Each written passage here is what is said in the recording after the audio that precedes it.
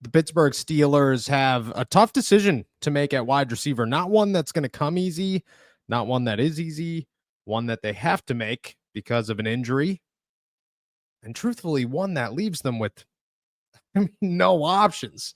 A situation that we discussed for months and has found themselves, or they have found themselves in the same situation that we thought that they were one day going to, with a different injury to a different name than who we discussed, and maybe just as big of a loss.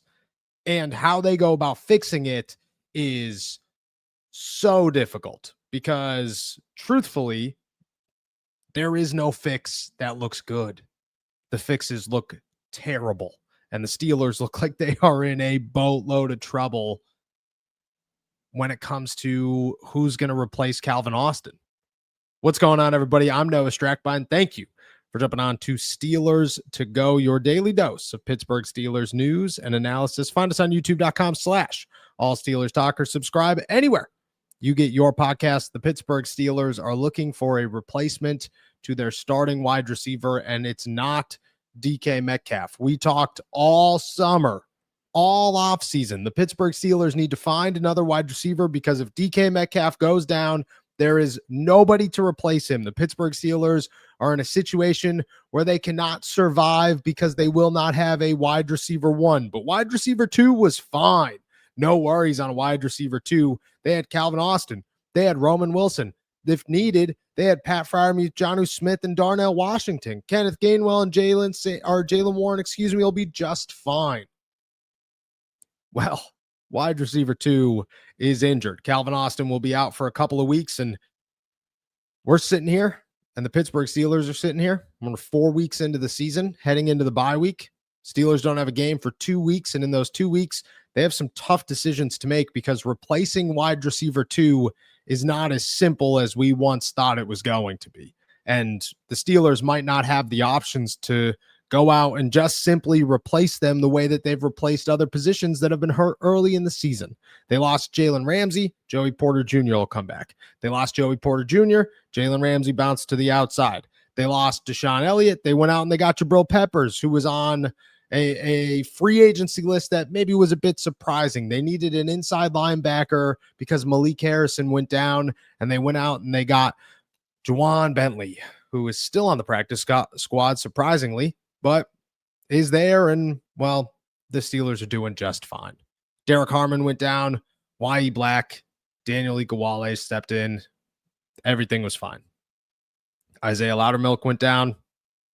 Derek Harmon came back. Calvin Austin goes down.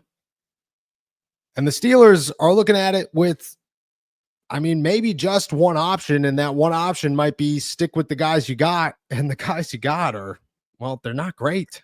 The options are not very good. Maybe they'll prove us wrong. There's always the possibility that they do. And you have to have some faith, some hope that Roman Wilson might be able to turn things around. You might have some hope that Scotty Miller and Ben Skoranek could do their thing. But when you look at it on paper, when you break it all down, the Pittsburgh Steelers have not seen the usage of their tight end that everybody thought they were going to. Pat Freiermuth has become virtually nothing within this offense. Jonnu Smith has taken over as tight end 1, but he's not a wide receiver 2. And Darnell Washington certainly isn't either, even though he's surpassed Pat Freiermuth in snaps and seemingly opportunity within the offensive game plan.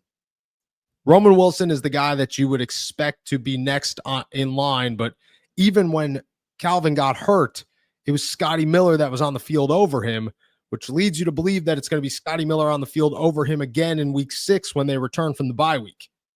And you're going to start looking outside. Obviously, that's what everybody's going to start talking about.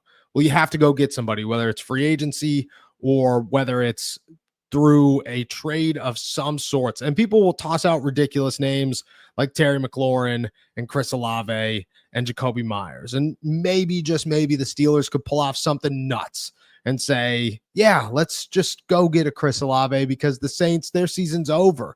Let's call the Tennessee Titans and see if Calvin Ridley could be better here than he is with them. Maybe we can just somehow pull something crazy off with Jacoby Myers, even though the Raiders seem to believe that they're still a team. Maybe. And then maybe you look somewhere else and say, maybe we look for a lower trade. But that's when things start to get realistic. And that's where things start to get a little bleak, because realistically, the Steelers do not have an option. They just truthfully don't. You start with the free agency market and you say Deontay Johnson's the best name out there. But the Steelers aren't going to bring back Deontay Johnson. There's a 1 in 10 shot that the Steelers actually do that. Would I support it? Yeah, I think that makes a lot of sense to go out and get a guy that understands who you are as an organization, that you have to be very truthful with, to say you're going to be a starter right now, but you're not going to be a starter long term. You're not even going to be a real part of this offense in 5 or 6 weeks. You're just going to be a guy who's here to replace Calvin Austin for the short term and then step into whatever very minor role we need you in the next couple of weeks once he returns. But again, chances are that's not going to happen. Odell Beckham Jr. is the only other name out there that you could look at and say, there it is. There's a guy who could start. But Odell Beckham Jr. hasn't played real football in over a year. There's no chance that this guy who's in his 30s is worth taking a shot on, even if he costs no money, to say, oh yeah, OBJ, that's the replacement instantly. No, that's not who you're going to go out and get. And then you have reports from ESPN where Jeremy Fowler is saying, oh, Curtis Samuel from the Buffalo Bills, he's a guy that could come out here and be on the trade block and the Steelers could pursue him. Well, the only problem there is that Roman Wilson has 2 targets, 1 reception for 7 yards this season, and Curtis Samuel has 2 targets for 1 reception and 9 yards this season, and he's played in 3 less games than Roman Wilson has, which means that he has less of a role than the guy already here. He's doing worse than the guy already in the building. You got to look at it from the perspective of, what are you replacing? And it's not, are you replacing Calvin Austin? Because you're not going to get another Calvin Austin. That's not going to happen. You have to work with less until Calvin Austin returns. That's just what injuries are. And it's unfortunate, but that's the NFL and that's the game that you play in any position. I mean, Deshaun Elliott went down. They went out and they got Jabril Peppers, but Jabril Peppers is not Deshaun Elliott. And thinking that he is not going to solve the problem. You're not going to get a Calvin Austin. What you're looking for is an upgrade of the guys behind him, but you can't find those anywhere. Not unless you go out and do something nuts, because OBJ and Deontay Johnson are on the free agency list. But if Scotty Miller was a free agent, you'd go out and sign him before you signed Odell Beckham Jr. and most likely Deontay Johnson. You wouldn't go out and sign OBJ over a Scotty Miller and say that's the guy that we'd pick. You wouldn't trade for Curtis Samuel if Scotty Miller was on the free agency list, or if Roman Wilson was on the free agency list. No, you'd go and you'd pick up one of those guys and you'd work with them because they're better options. That's who you're looking to replace. You're not looking to replace. What's up, AST Nation? I've teamed up with DraftKings. The next great touchdown is coming, and you can bet on it. The best way to do so is through DraftKings Sportsbook, where new customers who bet $5 get $200 if your bet wins in bonus bets.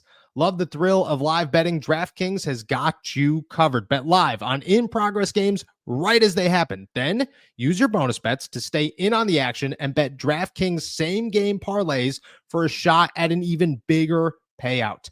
With the offense still finding its groove, now might be the best time to take some shots during the season. And don't worry, if sports betting is not yet available in your state, you're fine. You can still join in on all of the fun with DraftKings daily fantasy sports and have the shot to win cash prizes. New customers bet $5 and get $200 in bonus bets if your bet wins. Sign up using my promo code ALLSteelers and get in on the action. Only at DraftKings Sportsbook. Calvin Austin. you're looking to replace the guys that are going to replace Calvin Austin, which leaves the Steelers with no room to wiggle. They have their guys. It's Scotty Miller, Roman Wilson, and Ben Skoranek. Maybe they call up Isaiah Hodgins, but Hodgins isn't going to do anything, at least nothing significant. And if you traded for anybody anyways, how long is Calvin Austin out for? 4 weeks, 5 weeks? Even if it's 6, it's going to take somebody 2 weeks to adjust. You don't have practice this week, so you could say all you want. Oh, well, the bye week, take advantage of it. No, the Steelers are already gone. They practiced today and they're gone. It's over. They're off for the rest of the week. They'll come back Monday. So anybody who signs isn't getting in the building or on a practice field until Monday afternoon. There's no real excuse or reason to push a trade or a move sooner than that, except for the fact that you don't want to miss out on anybody. But you're probably not going to go do that. Again, that's 1 week down, barely. And then you got 2 more after that. That's 3. So you're rocking with somebody for 3 weeks, a Curtis Samuel, an OBJ, trying to say, okay, you could replace him. You figured it out in that much time? No. You just got a Mike Williams that you hope clicks, but probably isn't gonna. And you had to give up capital for one of them if you went with Curtis Samuel. Instead, you just stick with the guys you have, and you hope Scotty Miller's good enough, and you hope Roman Wilson's got potential.